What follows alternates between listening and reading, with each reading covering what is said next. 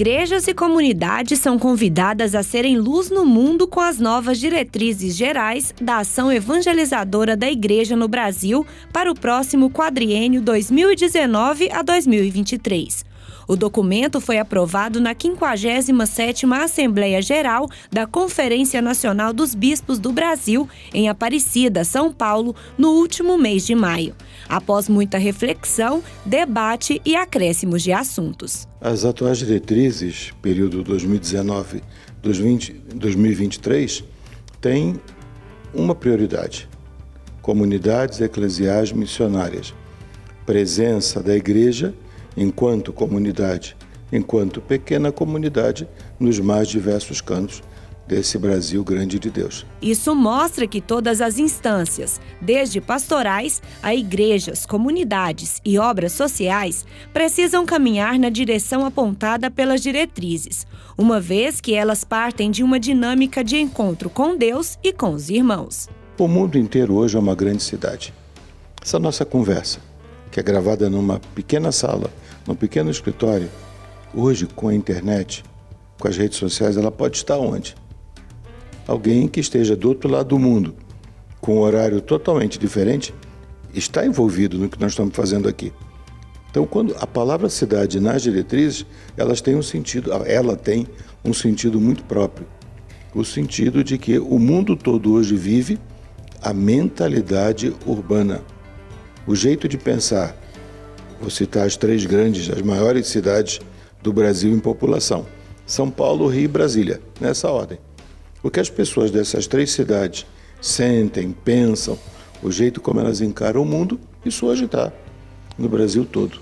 Então é preciso dialogar com essas pessoas, com essa mentalidade. Com o chamado à evangelização na cidade, o documento retoma algumas urgências já presentes nas diretrizes do quadriênio anterior, como a vida missionária, a caridade e a vivência em comunidade. Uma vez que no contexto urbano, muitas vezes predomina o individualismo, a solidão e o desinteresse pelas pessoas.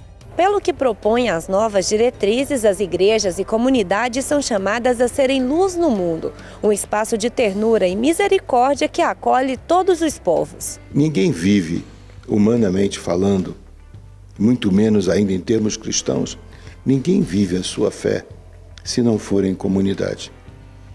E para muita gente, a experiência de comunidade, que é uma parte bonita de viver o Evangelho, ela não chega. Pessoas que estão longe das igrejas, pessoas para quem a igreja enquanto tal não significa muita coisa porque não experimentou essa beleza de nós estarmos juntos. Segundo, porque o mundo de hoje está muito marcado, eu falava há pouco da violência, individualismo, violência, isolamento. É preciso dizer profeticamente a esse mundo que o que tem de mais forte é a vida de irmão. Com o objetivo de fazer da igreja uma casa que acolhe, o documento apresenta 4 pilares essenciais, conforme explica Dom Joel. Para expressar a prioridade das comunidades eclesiais missionárias, são usadas algumas imagens, a gente fala por metáforas, imagens, comparações. A casa é a comunidade. Cada pilar representa aquilo que na rica tradição da igreja sustenta a comunidade. Palavra de Deus, o pão da palavra, o pão da liturgia com a Eucaristia, com as orações, com a piedade popular, o pão da caridade, o que seria toda a ação solidária da igreja, e o pão da animação missionária, ou seja, palavra, liturgia, caridade e missão missionariedade, que são os 4 sustentáculos que dão identidade a uma comunidade eclesial. É que para ser cristão é preciso entender que não se pode ficar parado diante das mazelas do mundo, mas sim identificar Jesus em cada pessoa e estender a mão. Formar pequenas comunidades eclesiais missionárias em torno do Evangelho e servir na caridade e no anúncio de Cristo. Que todo mundo arregace a manga e que se possa implantar como, aí eu vou lembrar, Santo Domingo, 1992, Aparecida, 2007, já vinham falando sobre isso. Presença da igreja nos mais diversos cantos. E para ser igreja, não precisa muita coisa. Evangelho de São Mateus, capítulo 18, onde 2 ou mais estiverem reunidos.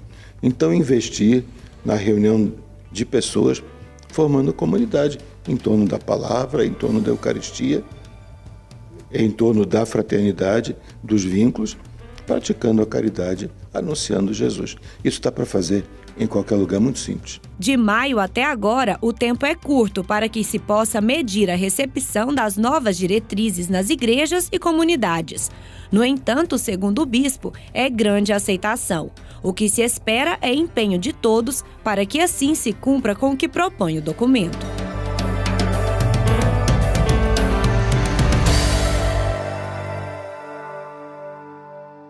E o convite que eu faço para você neste momento é de colocar diante do Senhor as suas dificuldades, é de não se perguntar que tamanho será que é Deus ao olhar para o seu problema, mas acreditar que Deus ele é grande, é poderoso, é um Deus de amor, Ele é a luz para o nosso caminho a cada dia. Então olhe para tudo que você está vivendo, talvez um problema muito grande, e nós somos seres humanos, realmente o nosso problema às vezes fica muito grande porque não sabemos o que fazer. Mas agora, olhe para tudo que você está vivendo. Perceba que o nosso Deus é grandioso, cheio de amor e está realizando muitas bênçãos na sua vida. Está cuidando de você, assim como fez com o Itamar Antônio Paza. Ele é de Boa Vista de Aparecida, no Paraná. Deus te abençoe, viu, Itamar? Continue, abençoando toda a sua família. E o Itamar diz que no dia 27 de janeiro de 2019, o filho, Rafael Antônio, capotou o carro e ficou gravemente ferido. Teve traumatismo craniano e lesão no tórax. Os médicos disseram que se ele sobrevivesse, poderia ficar vegetando e com várias sequelas. E o Itamar intensificou as suas orações e pediu ao Divino Pai Eterno que salvasse a vida do seu filho. E ele continua nos contando, depois de 21 dias em coma, mais 2 semanas no hospital, ele recebeu alta. Sua recuperação foi surpreendente. Hoje ele está completamente curado e sem nenhuma sequela. Estivemos no santuário do Divino Pai Eterno para agradecer por tantas graças e por tanta bênção. Que bom, Itamar, que bom saber que o seu filho está bem. Que maravilha, não é? Um milagre de Deus acontecendo na sua família. E eu tenho certeza que o seu testemunho, a bênção realizada na vida do seu filho, neste momento está tocando muitos corações. Muitos corações que estavam desanimados, corações que pessoas que talvez estejam passando pela mesma situação que você, com entes queridos que estão em coma e agora estão sendo renovados na esperança. E agora estão tendo atitudes de oração, se colocando na presença do Pai Eterno, pedindo a bênção, mas já agradecendo por Ele ser um Deus tão cheio de amor e de misericórdia. Pai Eterno, obrigada por ter curado e realizado obra tão grandiosa na vida do Rafael Antônio. E obrigada porque eu sei que o Senhor continua cuidando dessa família. Nós te louvamos, Senhor, por tantas bênçãos. Itamar, continue partilhando conosco a sua vida, a sua luta, contando das bênçãos que o Pai Eterno tem realizado na sua vida. Nós agradecemos e ficamos felizes com a sua vitória. Deus te abençoe sempre. Quem passa por Trindade, para por aqui, fica admirado com tantas coisas diferentes. Aqui na Sala dos Milagres, que fica no Santuário Basílica do Divino Pai Eterno, é onde os devotos guardam os objetos que simbolizam algum milagre recebido. Andando por aqui, a gente encontra vários itens e cada um tem um significado para quem deixou ele aqui. Fotos, objetos antigos e até pele de animais. A Cleusa veio de São Paulo pela 9ª vez e ainda fica impressionada com algumas coisas que vê por aqui. Todo ano ela vem agradecer pelo milagre que recebeu. Há quase 10 anos, ela começou a sentir dores no peito, mas nenhum médico conseguia explicar o que era. Quando finalmente veio o diagnóstico, a surpresa. Eu tive um câncer de pulmão, um tumor maligno. Aí, quando eu comecei a sentir as dores, eu vim aqui pedir para o Pai Eterno que me ajudasse, a descobrir o que eu tinha, essa dor que era muito forte.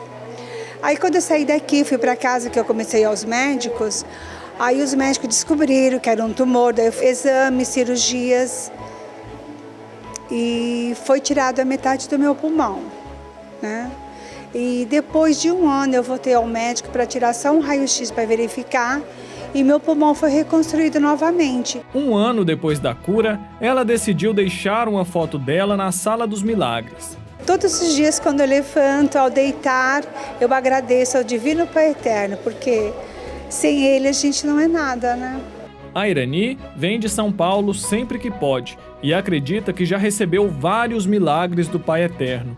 Por isso, se sente na obrigação de vir agradecer. Tive várias graças. Tem uma que eu posso contar, que é essa que eu contei para você, de um mioma, que eu fiz tudo em exame, tinha que ser operado rapidinho. Eu pedi, eu passei a água, eu bebi água. Aí eu fui no médico, pedi outro exame, eu fiz um exame particular, eu voltei no médico, quando eu cheguei lá já não tinha mais nada. Louvado seja Deus, até hoje. As provas de fé ficam expostas e qualquer objeto trazido pelos fiéis são recebidos, com exceção de produtos perecíveis. A Sala dos Milagres é uma fonte de inspiração e fé para aqueles que ainda não alcançaram a graça que necessitam.